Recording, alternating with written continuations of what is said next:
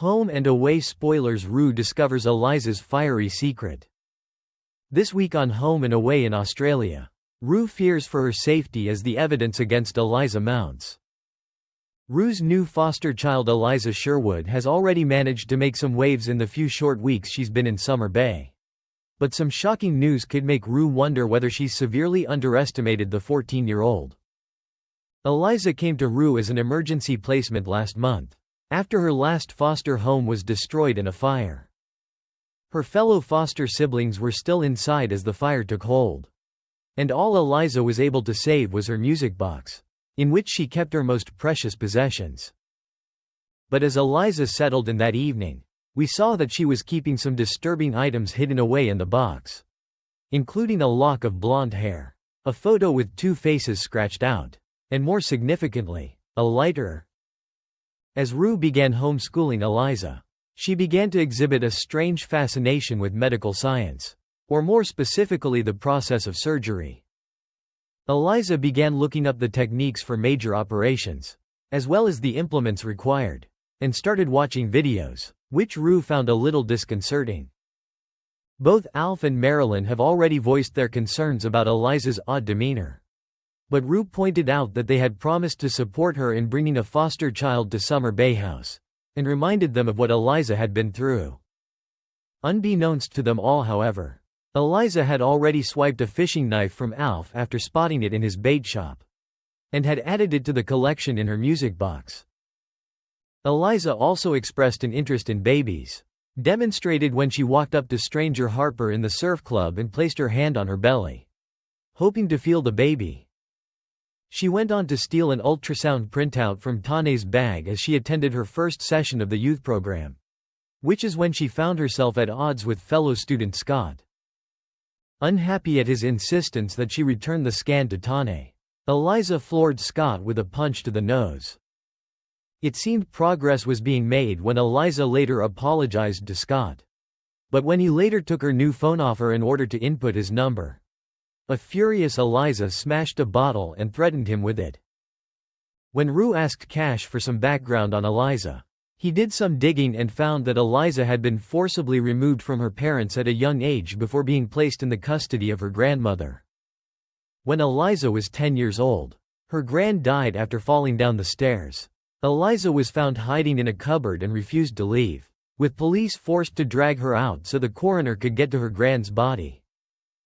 Rue realized this was probably the reason Eliza reacted so badly to Cash coming over to talk to Eliza about the incident at the surf club, and comforted Eliza as she told her how sorry she was about what had happened in her past. As Rue embraced Eliza, Marilyn was deeply unsettled when the teen looked over to her and gave a smile, having displayed nothing but aloofness towards her before that point. Concerned for Rue, Marilyn decided to go behind her back to do some digging of her own, and managed to get in touch with Eliza's former foster parents. After claiming to the couple that she was actually Rue, Marilyn was stunned to learn that they believed Eliza had been the one to set fire to their house. Marilyn explained to Leah and Justin that, like Rue, Eliza's foster parents had put her issues down to her past traumas. But nothing they did made any difference. Eliza was very unhappy when the couple subsequently welcomed more foster children into the household. And the next thing they knew, the house had been burnt to the ground. The three realized that if this was true, Eliza clearly needed more help than Rue would be able to provide. If, on the other hand, they were mistaken, then it would be an awful accusation to place upon a troubled 14-year-old girl. This week, Marilyn decides the best thing to do is to come clean to Rue and tell her about the suspicions. Rue doesn't believe for a minute that Eliza could be capable of such a heinous crime, but nevertheless decides to hear her former foster parents' story by getting in touch with them herself. She doesn't know much about Eliza but for the fact that the foster family she was with had their house burned down and Eliza needed somewhere to go. Georgie told TV Week. She finds it hard to get a read on her. In the meantime, Eliza ramps up her gameplay with Marilyn, as she begins to make veiled threats towards her. As a promo for upcoming episodes recently teased, Eliza chillingly taunts Marilyn about how terrible it feels to always be on edge, not knowing what's next, as she circles around her. The same day, Eliza sits down for a cup of tea with Marilyn, offering to pour it for her. "You don't want to burn yourself," Eliza states, sending a chill through Marilyn. Marilyn voices her fears to Rue, telling her about the threats and how she shouldn't trust Eliza. The call to Eliza's former foster parents certainly doesn't ease any doubts that Rue may have, leaving her with more questions than answers.